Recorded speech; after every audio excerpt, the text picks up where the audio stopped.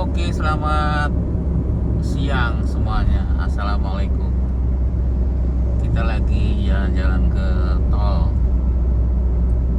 Sentul ya. Kita nggak ceritain jalan-jalannya, kita ceritain mobil aja ya. Karena ada beberapa yang mau servis ke tempat kita. Itu nanti kita lanjut nih sebentar. Kita lanjut. Habis bayar tol tapi macet. Jadi kita cerita ke topik tadi ya. Banyak kan yang baru beli mobil terus dibawa ke bengkel kita. Nah, kita lihat kan ya kondisinya banyak perbaikan ya. Banyak selang-selang yang udah modif, kabel dan sebagainya itu ada beberapa lah, nggak banyak. Jadi kita bingung ya, mau servisnya juga pastinya mahal gitu.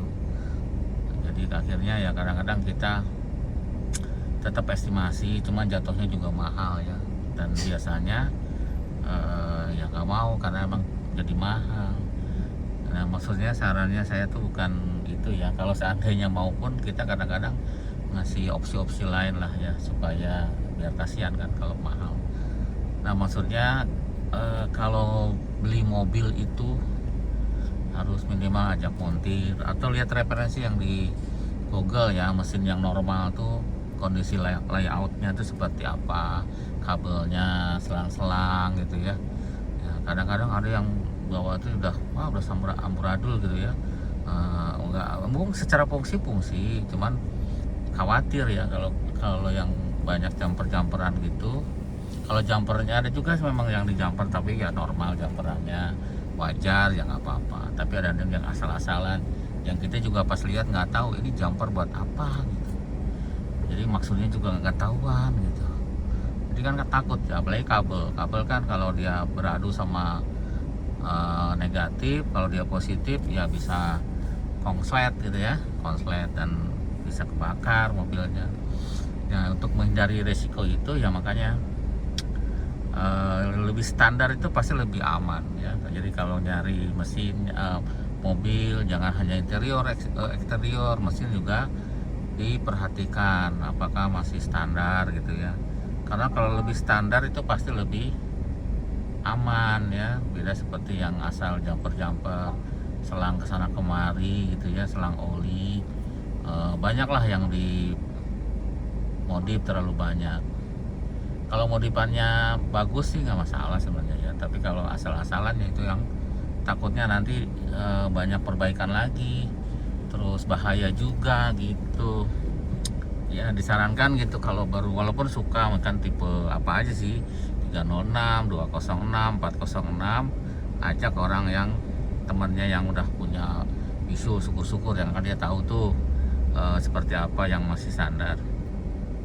Terus sebenarnya sih orang atau dari referensi yang ada di Google kan browsing aja, misalkan tipe 206 atau 306, browsing aja mesin 306, mesin 206, mesin karena pasti ada gambar-gambar yang nunjukin mesinnya gitu. Nanti kan kita lihat oh yang masih standar seperti itu, terus kita bandingin sama yang akan kita beli gitu. Kalau memang udah tidak sesuai, tidak sama yang di gambar-gambar Google itu, sebaiknya jangan dibeli gitu.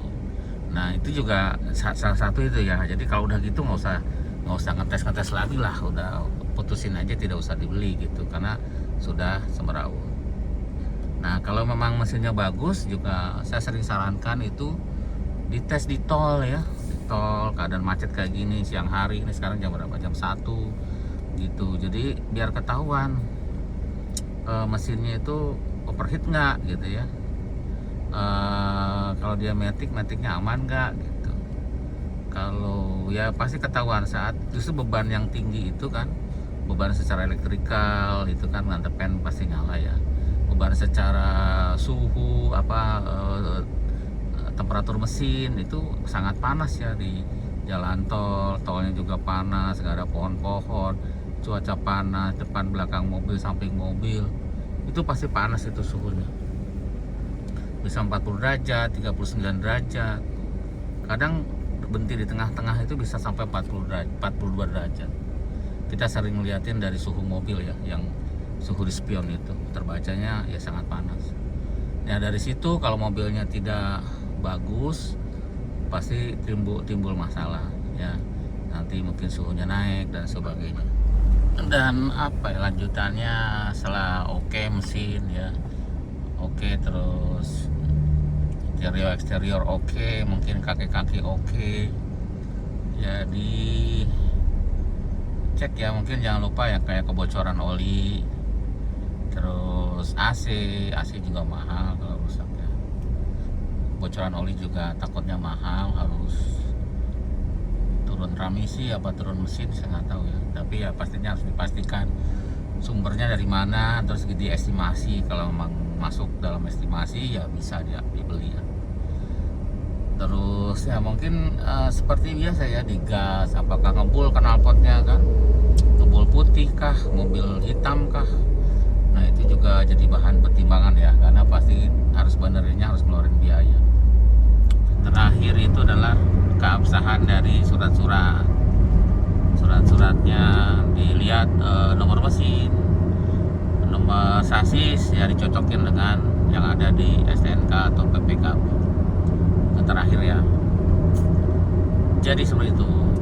Nah kadang si orang itu suka gini ya, kalau beli itu wah ini cocok warnanya gitu, dia nggak ngelihat yang lain karena memang dia pengen warna yang itu, misalkan merah atau putih atau apalah. Jadi wah cocok nih warna kesukaan gitu, dia tanpa ngelihat yang lain. Itu salah besar ya, jangan dah, nanti kecewa takutnya ya. Syukur warna cocok, yang lainnya bagus ya, itu lain hal. Atau ini wah plat nomornya bagus nih, cocok ininya apa sesuai tanggal lahir, tanggal pernikahan atau apapun itu juga jangan, karena takutnya yang lainnya banyak perbaikan gitu ya. Jadi harus tetap yang lain juga dicek gitu. Atau apalagi ya, jadi sering banget tuh kayak gitu. Atau mungkin karena pajaknya hidup gitu ya, pajaknya hidup, udah nggak apa-apa lah pajaknya hidup gitu, itu juga jangan. Takut kalau yang lainnya rusak kan perbaikannya tetap mahal gitu. Kalau pajaknya mati tapi mobilnya bagus gitu ya, kan bisa diestimasi berapa pajaknya. Terus kalau ditambahin dengan harga mobil masuk nggak? Oh masuk, ya udah mendingan cari yang itu ya. Kalau misalkan mobilnya sekian gitu kan, terus pajaknya sekian, kita tambahin masuk harga pasaran ya, mendingan itu yang diambil ya. Seperti itulah contohnya. Hal-hal yang mungkin ini ada yang